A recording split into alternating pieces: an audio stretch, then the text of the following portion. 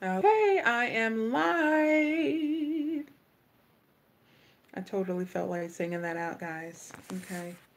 I'm going to wait just a little longer to see if anyone joins us today. And if not, we're going to keep on going. Let's get up just a little.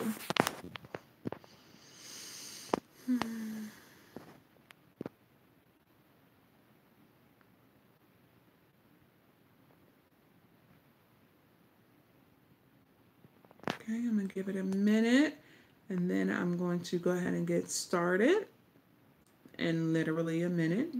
So we're going to put this on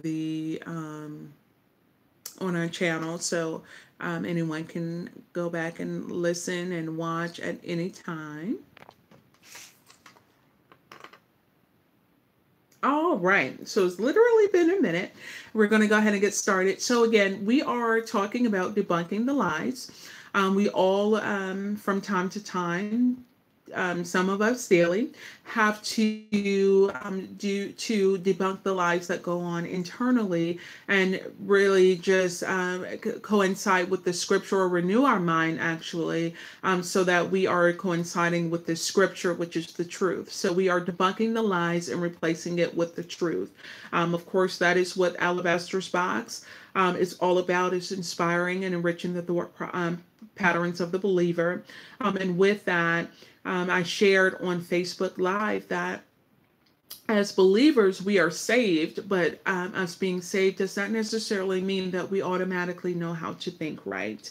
And so, our mission, what I believe the Lord has placed on my heart to do, a piece of the puzzle, or the piece of the puzzle that He has placed in my hands to do, is to inspire again and enrich the thought patterns of the believer. And with that, that's what I intend to do, the mandate that He's given me. Today, we are going to focus on the topic of insecurity. Okay. When we think of insecurity, I don't know about you, but many people, when they encounter someone that is insecure, typically get a little irritated, if I may use that word for lack of a better word, with that person that they are encountering, only because sometimes that insecure people, or people that are of low self-esteem, or lack confidence, to some people are that they feel as if they should have a better self-esteem, or higher self-esteem, or higher confidence, or what have you. I'm not I don't want to speak too much on that, because I can find myself, or have found myself, on both ends of the spectrum, where I was lacking confidence, or was insecure, certainly, in different arenas, or in different phases and seasons of my life. And also on the other end, where I did not understand why someone was insecure or lacked confidence in a matter or thing. So I want to certainly put that out there. But the thing that I want to share, in reference to insecurity today, are just a couple of things, and this is going to be a short live video, is that in general, insecurity is the uneasiness or nervousness and fear that is triggered when certain situations occur. Okay.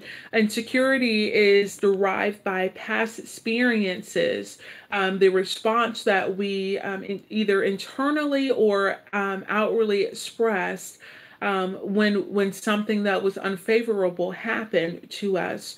It is triggered by something that caused us to be nervous, caused us to worry, or to be anxious and fearful of something. Insecurity is a result of a very sad or tragic experience for some people. I can remember, and I share this in the book, The Love Between, growing up and being joked and not having a lot of friends and being abused and all of those different things. And so when different things happen, insecurity was triggered, and I became fearful and anxious about, yes, anxious about certain things, and just being honest. And so I can remember standing in my kitchen washing dishes, and I cried out to the Lord and said, I don't want to hurt anymore. I don't want, I don't want this anymore. I want to love people. I just want to be who you've created me to be.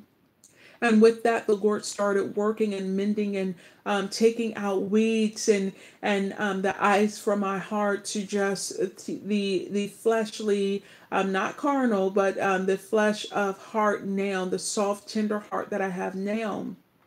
And that was about maybe 4 years ago where that process started, where I did not want the walls to be up anymore. I did not want to be fearful and keep people out and only have an elite club of people that I felt or I deemed worthy enough to come into my sphere.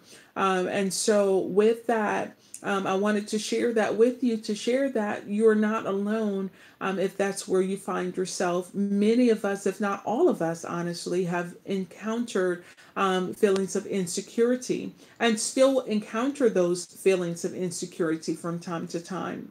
Okay. And so understand that insecurity, and I'm looking at my notes, so forgive me for a second, but insecurity or insecure people act in they exaggerate their manner or their behavior, more so to back people up or back people away. It's a way of coping with different scenarios and situations. And they also at times act in a false manner because they were not accepted before. They try to put on the cloak of something or someone else that they were, more so someone else that they saw, so that they could be more likable or tolerated. But understand that all of those things are a lie. You do not have to remain insecure. You can give that to the Lord so that He can then renew in you and renew your mind, or assist you rather in renewing your mind and mending your heart so that you can be all that He has created you to be. I want to close just by saying this, that you are special. You are very, very unique, and no one can be who you are and who you've been created to be. So take off the cloak of insecurity and put on the clothes of confidence, of worthiness, because that's who God created you to be. I'll close this YouTube live. We hope that you have enjoyed this live video. If there is someone that you know will that will benefit from this topic of insecurity, as we will continue on delving deeper into debunking lies in the near future in the upcoming weeks, please share with them this video. And we hope to see people here next week for the YouTube live. Have a blessed day.